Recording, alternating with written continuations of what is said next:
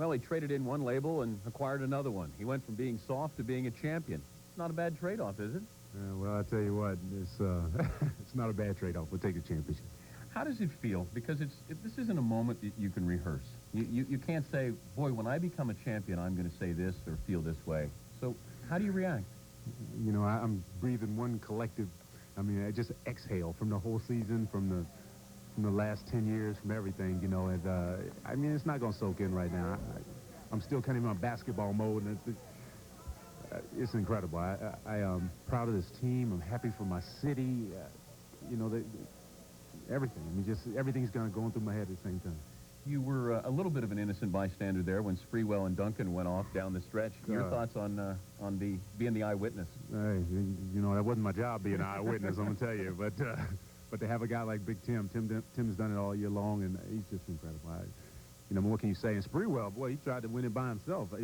He went off. So they didn't give away anything. You got to give the Knicks a lot of credit. They played this series. They played us as tough as any team has played us this whole time, and they were not about to roll over and die tonight. He almost won that by himself.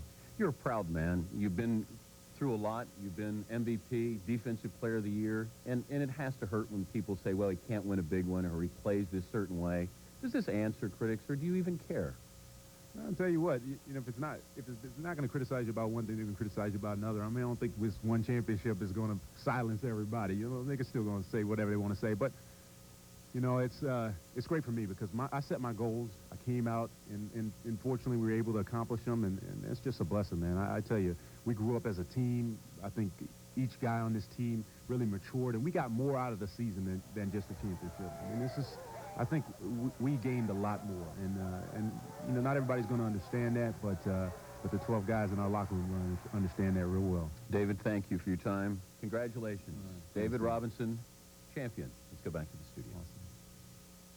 Thanks, Dan. Before this season, the term Twin Towers in the NBA had ultimately always been a failed experiment. As you look at the Wilt years, also Olajuwon and Sampson. We're not even counting Akeem when he played along with the human victory cigar Chuck Nevitt. But this year, Tim Duncan and David Robinson proved that two 7-footers can win the NBA title in the same lineup. Jack?